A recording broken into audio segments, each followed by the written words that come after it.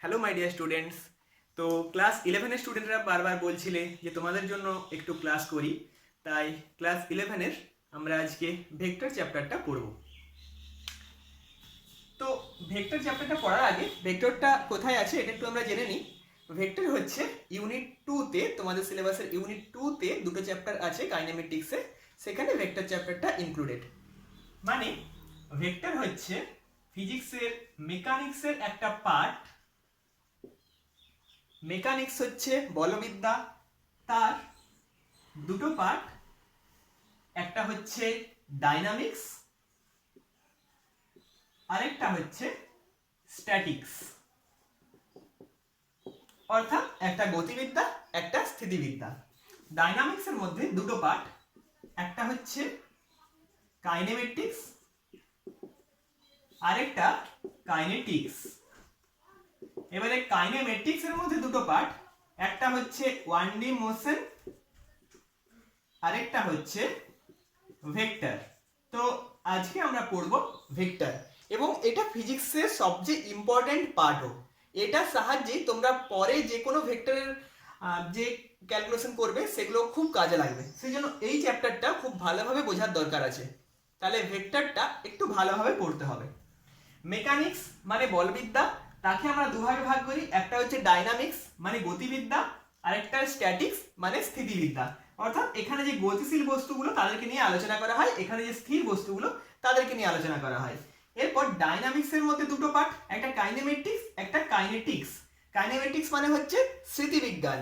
এখন এই কাইনেমেটিক্স বলতে কি বোঝায় আর কাইনেটিক্স বলতে কি বোঝায়?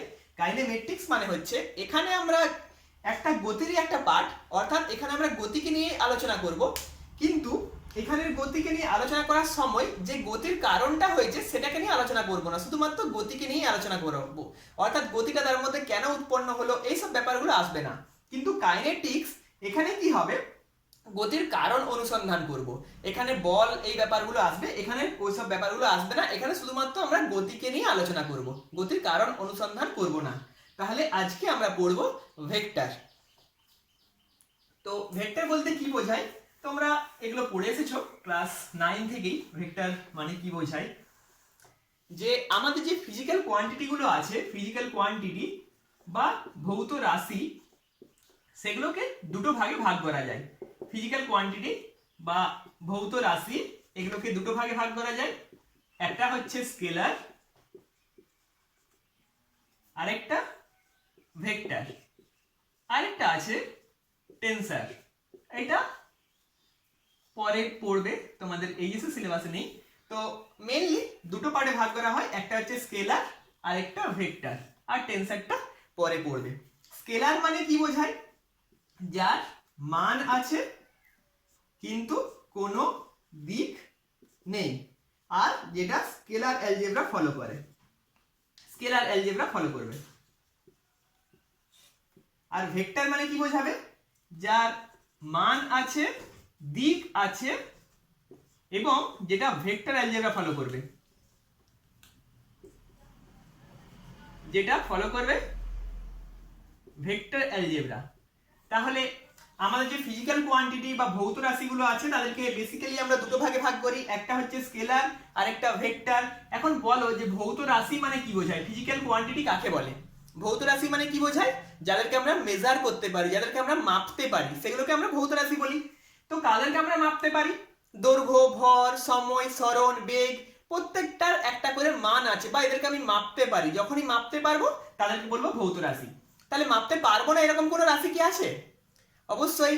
ধরো তোমার কতটা খিদা পেয়েছে, তুমি সেটা মাপতে পারবে না, যে এত পরিমাণ খিদা পেয়েছে এটা মাপতে পারবে না। বা কতটা রেগে গেছো, এতটা রেগে গেছি, এটা কিন্তু মাপতে পারবে না, অর্থাৎ ওইগুলো কিন্তু ভৌত রাশি নয়। তাহলে ভৌত রাশি মানে কি বুঝবো? যাকে আমরা মাপতে পারবো, দৈর্ঘ্য, ভর, সময়, সরণ, বেগ, প্রত্যেকটা ভৌত রাশি। এরপর ভৌত রাশির দুটো পার্ট, একটা হচ্ছে স্কেলার। স্কেলারের কি বললাম? শুধুমাত্র মান আছে কিন্তু কোনো দিক নেই। মান মানে হচ্ছে, এর ইংলিশ হচ্ছে ম্যাগনিটিউড, অর্থাৎ এর শুধুমাত্র ম্যাগনিটিউড আছে কিন্তু কোনো ডাইরেকশন নেই, এবং এটা স্কেলার অ্যালজেব্রা ফলো করে। এই তিনটা কন্ডিশন যদি স্যাটিসফাই করে তখন আমরা বলবো যে এই রাশিটা হচ্ছে স্কেলার রাশি। আর ভেক্টর হতে গেলে কি হতে হবে? ম্যাগনিটিউড থাকতে হবে, ডাইরেকশন থাকতে হবে, আর ভেক্টর অ্যালজেব্রা ফলো করতে হবে। এই তিনটা কন্ডিশন যদি স্যাটিসফাই করে তখন আমরা বলবো তাকে ভেক্টর রাশি। ধরো এর যদি আমি এক্সাম্পলের কথা ভাবি, দৈর্ঘ্য। দৈর্ঘ্য হচ্ছে একটা স্কেলার রাশি। কারণ কি, তোমাকে যদি বলা হয় যে তোমার উচ্চতা কত, তুমি বলবে 5 ফুট, 5.5 ফুট, তো তার কোনো দিক নেই, উচ্চতা 5.5 ফুট। সেই জন্য দৈর্ঘ্য হচ্ছে একটা স্কেলার রাশি। বা ভর, ভর একটা স্কেলার রাশি। যদি বলা হয় ভর কত, 5 কেজি, 10 কেজি, যাই হোক, ভর হবে একটা স্কেলার রাশি। এগুলো দেখো কোনো দিকের প্রয়োজন হচ্ছে না বোঝাতে গেলে। কিন্তু সাপোজ আমি যদি এরকম কথা ভাবি যে তুমি বাড়ি থেকে বেরিয়েছো এবং বাড়ি থেকে 5 কিলোমিটার দূরে আছো। এখন যদি বলা হয় বাড়ি থেকে তোমার সরণ কত, তুমি বলে দিবে 5 কিলোমিটার, কিন্তু সরণটা কোন দিকে সেটাও তো বলতে হবে। তাছাড়া কি বুঝতে পারো তুমি বাড়ি থেকে কোন দিকে গেছো? 5 কিলোমিটার এদিকে হতে পারে, ওইদিকে হতে পারে, এদিকে হতে পারে, এদিকে হতে পারে। অর্থাৎ এখানে কিন্তু একটা দিকের প্রয়োজন আছে। এই জন্য সরণ যেটা, সেটা হচ্ছে একটা ভেক্টর রাশি। দিকের প্রয়োজনটা কেন হলো না, এই 5 কিলোমিটার বলে দিলে, যদি আমি বলে দিই যে বাড়ি থেকে 5 কিলোমিটার দূরে আছে, তাহলে কিন্তু আমি তার সরণটাকে এক্সপ্রেস করতে পারলাম না। আমাকে বলতে হবে 5 কিলোমিটার নর্থে আছে কি, 5 কিলোমিটার ইস্টে আছে কি, 5 কিলোমিটার ওয়েস্টে আছে। একটা ডাইরেকশন আমাকে ইন্ডিকেট করতে হবে।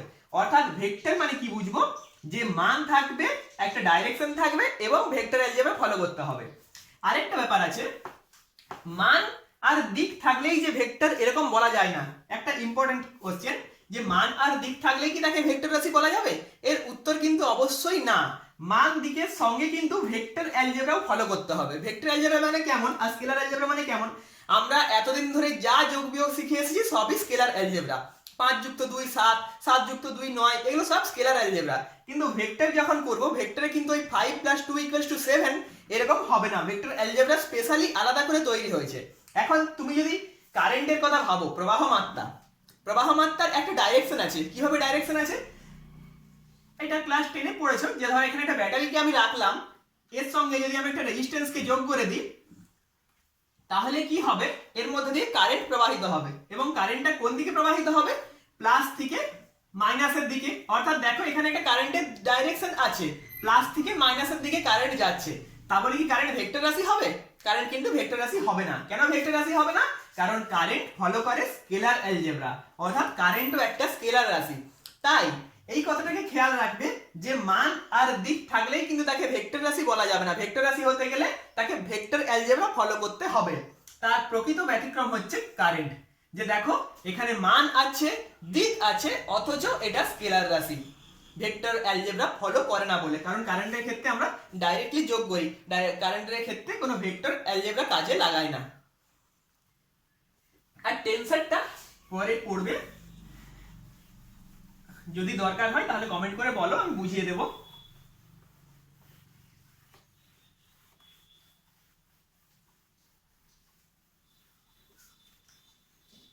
এরপর আমাদের একটা ভেক্টর যে জানলাম, ভেক্টরকে কিভাবে রিপ্রেজেন্ট করব, রিপ্রেজেন্টেশন অফ ভেক্টর।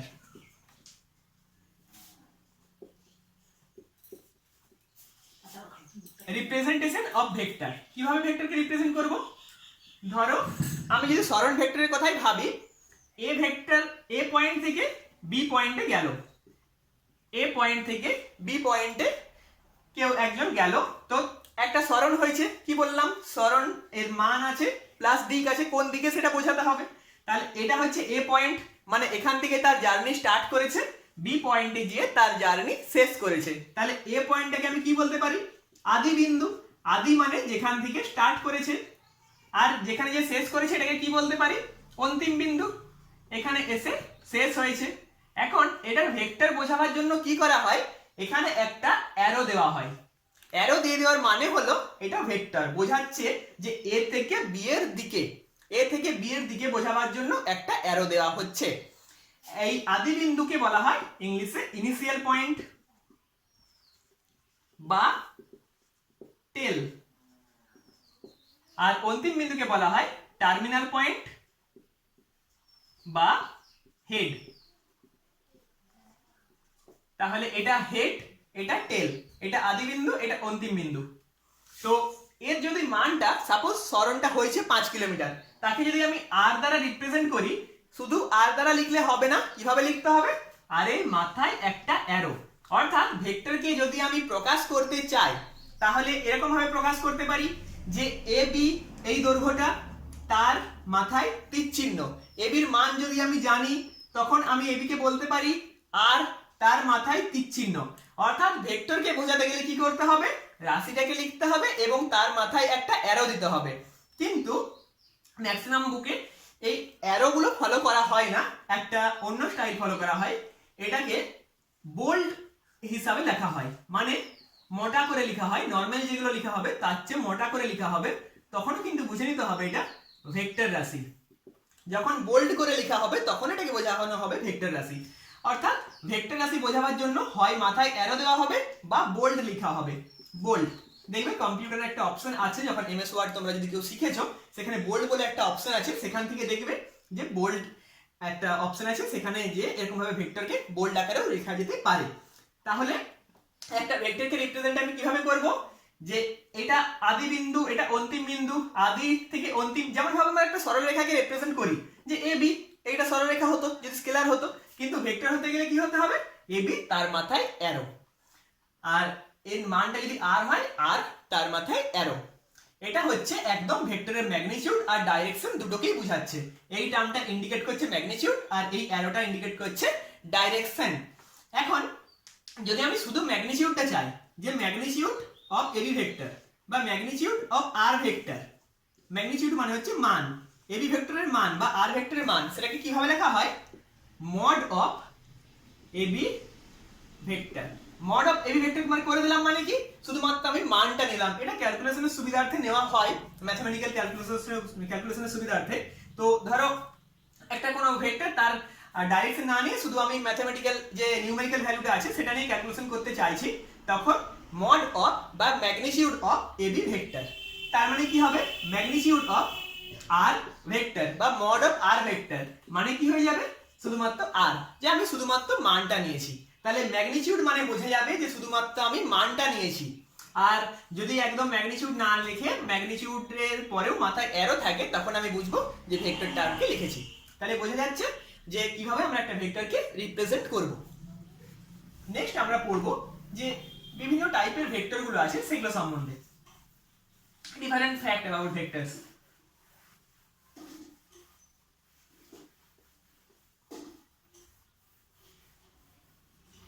কি different facts, suppose equal vector, কখন আমরা দুটো ভেক্টরকে ইকুয়াল বলবো, কখন দুটো ভেক্টরকে ইকুয়াল বলবো, কখন আমরা দুটো স্কেলারকে ইকুয়াল বলি। স্কেলারকে ইকুয়াল হতে গেলে হতে হয় কি, রাশিটাকে এক হতে হয়, মানে রাশিটাকে সেম হতে হয়, আর তাদের যে মানটা বা ম্যাগনিটিউডটা সেটা সেম হতে হয়। অর্থাৎ ধরো 5 কেজি চিনি আর 5 কেজি চিনির ভর ইকুয়ালস টু, তুমি বলতে পারবে যে 5 কেজি চালের ভর। কারণ এখানে কি হচ্ছে, আমি দুটো রাশি একই, দুটোই ভর আর দুটোর মানই হচ্ছে 5 কেজি। কিন্তু এরকম বলতে পারবে না যে 5 কেজি কোনো চিনির ভর সমান 5 মিটার লাঠির দৈর্ঘ্য, এটা কিন্তু হবে না। এখানে দেখো মান সমান, এটাও 5 এটাও 5, কিন্তু দুটো রাশি সমান নয়। তার কারণ কি, দুটো রাশি তো আলাদা, এটা ভর এটা দৈর্ঘ্য, অর্থাৎ একই ইউনিটের রাশি নয়। তাই যখন আমরা স্কেলারকে সমান করতে যাই, কি সমান হতে হবে, রাশি দুটোকে সেম হতে হবে, হয় দুটোই ভর বা দুটোই দৈর্ঘ্য, বা একক দুটোকে সমান হতে হবে।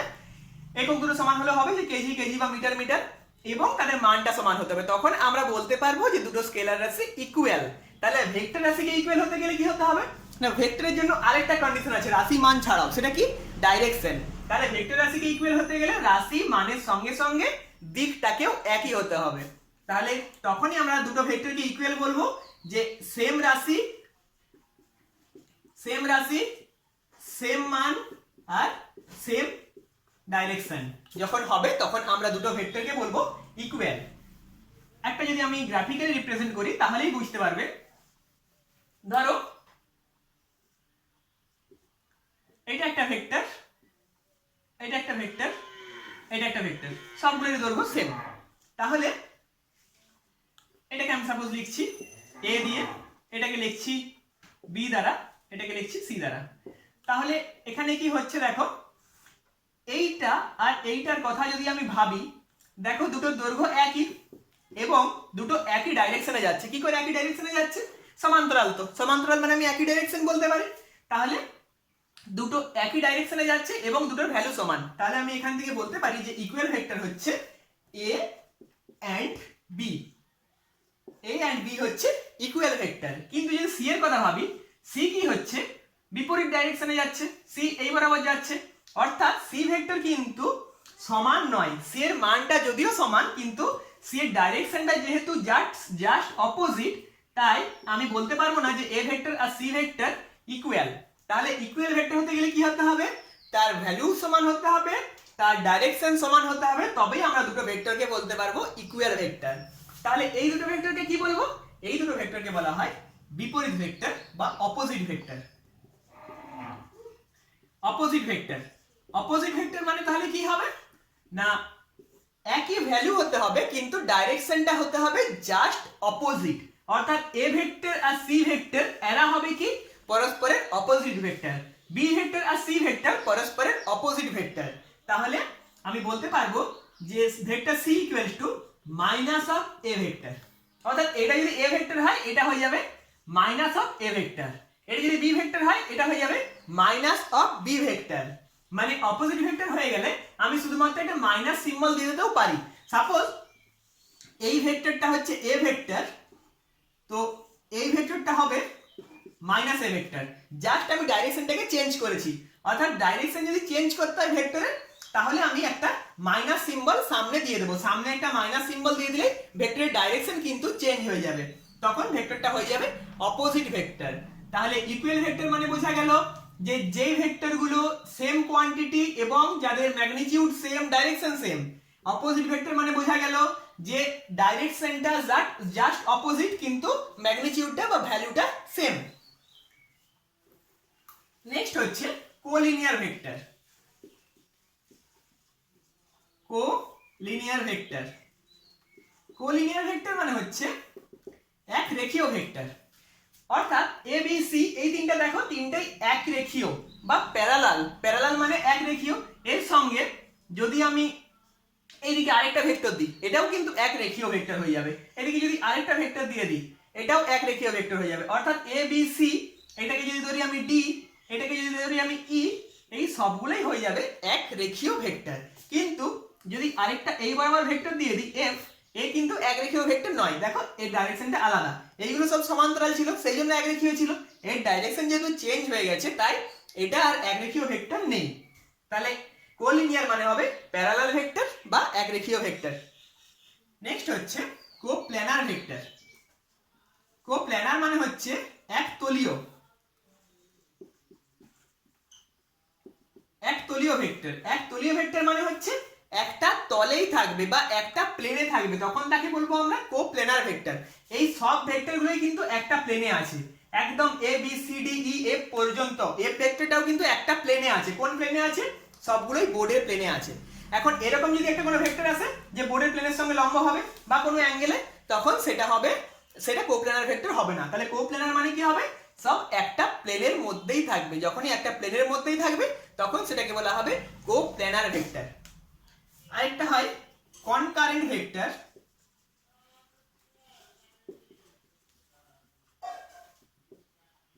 কনকারেন্ট ভেক্টর মানে হবে কি, যে একটা বিন্দু থেকে উৎপন্ন হবে। যে ভেক্টরগুলো উৎপন্ন হবে সেগুলো সব একটা বিন্দু থেকে উৎপন্ন হবে। একটা বিন্দু থেকে মানে সাপোজ তুমি বাড়ি থেকে বেরিয়েছো, স্কুলে গেছো, আরো কেউ তোমার একজন বাড়ি থেকে বেরিয়েছে সে মার্কেটে গেছে, আরো কেউ একজন বাড়ি থেকে বেরিয়েছে সে অফিস গেছে, তাহলে আমি এই তিনটা ভেক্টরকে বলতে পারবো কনকারেন্ট ভেক্টর। এ বি সি এই তিনটা ভেক্টর হচ্ছে কনকারেন্ট ভেক্টর, যে সবাই একটা পয়েন্ট থেকে বেরিয়েছে এবং বিভিন্ন জায়গায় গেছে, তখন এই তিনটা ভেক্টরকে আমরা বলবো কনকারেন্ট ভেক্টর। এরপর আমরা পড়বো ইউনিট ভেক্টর। ইউনিট ভেক্টর কি? ইউনিট ভেক্টর মানে হচ্ছে যার ভ্যালুটা হচ্ছে ইউনিটি, বা যার ম্যাগনিটিউডটা হচ্ছে ইউনিটি। সাপোজ তোমার সরানো হয়েছে 1 মিটার, অর্থাৎ এই যে ম্যাগনিটিউডটা এটা হচ্ছে 1 ইউনিট, বা এটাকে বলা হয় ইউনিট ভেক্টর। ইউনিট ভেক্টর মানে তার ম্যাগনিটিউড হবে ইউনিটি কিন্তু একটা ডাইরেকশন থাকবে। ম্যাগনিটিউডটা হচ্ছে ইউনিটি কিন্তু একটা ডাইরেকশন আছে। একটা ডাইরেকশন আছে তখন সেটাকে বলবো ইউনিট ভেক্টর। অর্থাৎ ইউনিট ভেক্টরের ম্যাগনিটিউড হচ্ছে 1, সাপোজ সরণ হচ্ছে 1 মিটার, তো সেটা একটা ইউনিট ভেক্টর বলবো। এখন ইউনিট ভেক্টরকে কিভাবে রিপ্রেজেন্ট করবো বা কিভাবে ক্যালকুলেশন করব, ধরো একটা ভেক্টরের কথা যদি আমি ভাবি এ ভেক্টর, তো ইউনিট ভেক্টর কত বলবো, এ ভেক্টর সাপোজ এই দিক বরাবর কাজ করেছে, তাহলে আমাকে যদি বলে যে এই বরাবর ইউনিট ভেক্টরটা কত, সেটা কিভাবে বের করব, দেখো এ ভেক্টর বাই যদি মড অফ এ করি তাহলে কি হবে বলো তো, এর ভ্যালু আর এর ভ্যালু কিন্তু ক্যান্সেল আউট হয়ে যাবে, অর্থাৎ এখানে যে ভ্যালুটা আসবে সেটা হবে ইউনিটি, কিন্তু একটা ডাইরেকশন থাকবে, ডাইরেকশনটা আমার পাওয়ার জন্যই ইউনিট ভেক্টরটাকে ডিফাইন করা হচ্ছে। অর্থাৎ এটাকে করব এ ক্যাপ দিয়ে লিখবো, এ ক্যাপ মানে হচ্ছে unit vector that is equals to A vector by mod of A vector. অর্থাৎ দুটো ভেক্টরের যে ম্যাগনিটিউডটা সেটা ক্যান্সেল আউট হয়ে গিয়ে শুধু ডাইরেকশনটা পাচ্ছি। এইভাবে একটা ইউনিট ভেক্টরকে আমি ডিফাইন করতে পারবো বা ডিটারমাইন করতে পারবো। ইউনিট ভেক্টর মানে হচ্ছে A cap that is A vector by mod of A vector, এটা হচ্ছে ইউনিট ভেক্টর। আর একটা লাস্ট টার্ম সেটা হচ্ছে জিরো ভেক্টর। হ্যাঁ, আমাদের যে সিলেবাসে আছে বা আমাদের যে কাজে লাগে তিনটা ইউনিট ভেক্টর, সেগুলো হচ্ছে I cap, J cap, K cap. এই তিনটা ইউনিট ভেক্টর আমাদের খুব কাজে লাগে। এই তিনটা ইউনিট ভেক্টর কি, আমাদের যে axis system X Y Z, তো এই অ্যাক্সিস সিস্টেমের এক্স বরাবর যে ইউনিট ভেক্টর তাকে বলা হয় আই ক্যাপ দ্বারা, ওয়াই বরাবর যে ইউনিট ভেক্টর তাকে করা হয় জে ক্যাপ দ্বারা, জেড বরাবর ইউনিট ভেক্টরকে এক্সপ্রেস করা হয় কে ক্যাপ দ্বারা। সাপোজ তোমার সরণ হয়েছে এক্স বরাবর 5, তো তোমার সরণকে আমি এভাবে রিপ্রেজেন্ট করে দিতে পারবো 5 ইন্টু আই ক্যাপ, এটা হয়ে যাবে তোমার সরণ ভেক্টর ফর্মে। যদি তোমার সরণ হয় ওয়াই বরাবর জে ক্যাপ, ধরো 10 একক তুমি সরণ করেছো, 10 মিটার সাপোজ সরণ হয়েছে বা 10 কিলোমিটার সরণ হয়েছে, তো তোমার ভেক্টরকে রিপ্রেজেন্ট করতে পারবো 10 জে ক্যাপ যদি ওয়াই অ্যাক্সিস বরাবর সরণ হয়। যদি জেড অ্যাক্সিস বরাবর সরণ হয় তখন সেই ভ্যালুটা ইন্টু কে ক্যাপ করলেই সরণের ভ্যালুটা পেয়ে যাবো, ভেক্টর ভ্যালুটা পেয়ে যাবো। সেই জন্য ইউনিট ভেক্টরগুলো ডিফাইন করে দেওয়ার খুব দরকার আছে, যে এক্স বরাবর যে ইউনিট ভেক্টরটা সেটা হচ্ছে আই ক্যাপ, ওয়াই বরাবর ইউনিট ভেক্টরটা জে ক্যাপ, জেড বরাবর ইউনিট ভেক্টরটা হচ্ছে কে ক্যাপ। নেক্সট হচ্ছে zero vector. Zero vector, what is zero vector? Zero vector মানে হচ্ছে যার ম্যাগনিটিউডটা জিরো,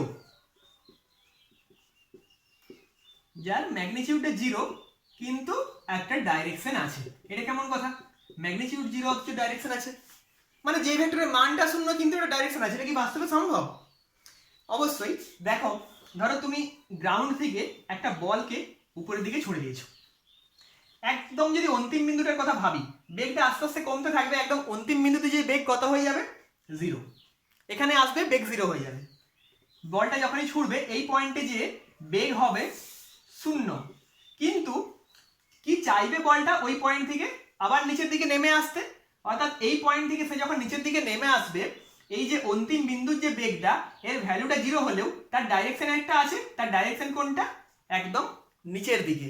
অর্থাৎ অন্তিম বিন্দুতে যে বেগের মান হয়ে যাচ্ছে শূন্য, কিন্তু তার একটা ডাইরেকশন আছে, ডাইরেকশন হচ্ছে ভূমির দিকে। এইখানে আমাদের জিরো ভেক্টরটা কাজে লাগে। আবার ধরো দুটো ভেক্টর আমি বিয়োগ করেছি, এ ভেক্টর থেকে এ ভেক্টর বিয়োগ করেছি, নিশ্চয়ই শুধু জিরো লিখে দিলে হবে না, এ ভেক্টর থেকে এ ভেক্টর বিয়োগ করেছি মানে সেটা তার স্কেলার হয়ে যাবে না, জিরো তো একটা স্কেলার কোয়ান্টিটি, অবশ্যই জিরোর মাথায় একটা ভেক্টর থাকবে, তার মানে হয়ে যাবে এটা জিরো ভেক্টর। দুটো ভেক্টর বিয়োগ করলে ভেক্টর পাবো, দুটো স্কেলার বিয়োগ করলে স্কেলার পাবো, so A vector minus A vector equal to zero vector. ফিজিক্সে কিন্তু জিরো ভেক্টর অনেক জায়গায় ইউজ হয়। জিরো ভেক্টরের আরেকটা নাম আছে নাল ভেক্টর। এইগুলো ছিল ভেক্টরের ডিফারেন্ট ফ্যাক্ট, আরো কিছু আছে, পোলার ভেক্টর, অ্যাক্সিয়াল ভেক্টর। তো এরপরে আমাদের ভেক্টরে যেটা পড়তে হয় যে ভেক্টরের resultant, resultant of two vector, resultant of two vectors, সেটা কি? ধরো আমরা যে হাঁটি, আমরা কিসের জন্য হাঁটি, আমরা মাটির উপর একটা বল প্রয়োগ করি এবং সেই মাটিটা আমাদের উপর একটা বল প্রয়োগ করে, রিঅ্যাকশন ফোর্স দেয়, তার জন্য আমরা হাঁটতে পারি। তো এখন ধরো তোমরা যদি নৌকায় চেপে থাকো, দেখবে যে এদিকে যে মাঝি আছে সে এই বরাবর একটা বল প্রয়োগ করলো, তার দরুন যে রিঅ্যাকশন ফোর্সটা সেটা কোন বরাবর হবে, এই বরাবর। আবার এখানে যে মাঝি আছে সে এই বরাবর একটা বল প্রয়োগ করলো, তার দরুন যে রিয়াকশন ফোর্সটা হবে এই বরাবর, কিন্তু নৌকাটা তাহলে কোন বরাবর যাবে? দুটো বরাবর তো বল প্রয়োগ হয়েছে, একটা রিয়াকশন ফোর্স এইদিকে কাজ করছে, সাপোজ এটা বি ভেক্টর, একটা রিয়াকশন ফোর্স এইদিকে কাজ করছে, এটা এ ভেক্টর। নৌকাটা কিন্তু এই দুদিকের কোনো একদিকেই যায় না, নৌকাটা এই বরাবর যাচ্ছে।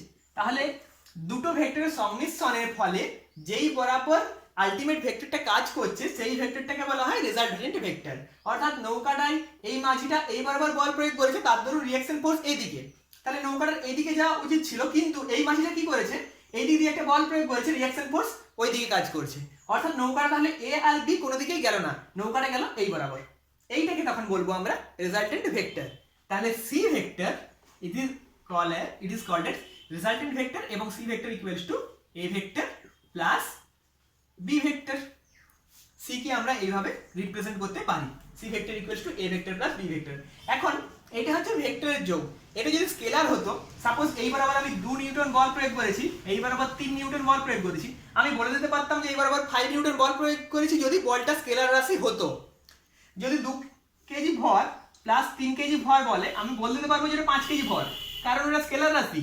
কিন্তু ভেক্টরের ক্ষেত্রে এই বরাবর 2 নিউটন, এই বরাবর 3 নিউটন, মানে এই বরাবর 5 নিউটন কিন্তু হবে না। ভেক্টরের ক্ষেত্রে তার আলাদা যোগের ফর্মুলা আছে, ভেক্টরের ক্ষেত্রে যোগের জন্য আলাদা করে অ্যালজেব্রা তৈরি করা হয়েছে। এই জন্য বলেছিলাম যে ভেক্টর রাশির হতে গেলে মান থাকতে হবে, দিক থাকতে হবে, প্লাস তাকে ভেক্টর অ্যালজেব্রা ফলো করতে হবে। অর্থাৎ এই যে যোগটা আমি করব C vector equals to A vector plus B vector, এই যোগের জন্য কিন্তু আমাকে আলাদা অ্যালজেব্রা তৈরি করতে হয়েছে ভেক্টরের ক্ষেত্রে। সেটা হচ্ছে ট্রায়াঙ্গেল ল। এই যোগটা করার জন্য দুটো ফর্মুলা কাজে লাগে, ট্রায়াঙ্গেল ল বা প্যারালেলোগ্রাম ল। তো এইগুলো আমরা নেক্সট ডে ক্লাসে করব। আজকের মতো এখানে থাক, তোমরা একটু পড়াশোনা করো, এনসিইআরটি ফলো করতে পারো, বা যে কোনো বুক থেকে তোমরা ফলো করতে পারো এগুলো। পরের দিন আমরা ট্রায়াঙ্গেল ল, প্যারালেলোগ্রাম ল এই দুটো ডিরাইভ করব, এবং ভেক্টরের সামেশন কিভাবে হয় সেটা দেখব। তাহলে চ্যানেলটি ভালো লাগলে অবশ্যই লাইক করো, ভিডিওটি ভালো লাগলে লাইক করো, এবং চ্যানেলটি সাবস্ক্রাইব করে রাখো পরের ভিডিওগুলি দেখার জন্য। Thank you.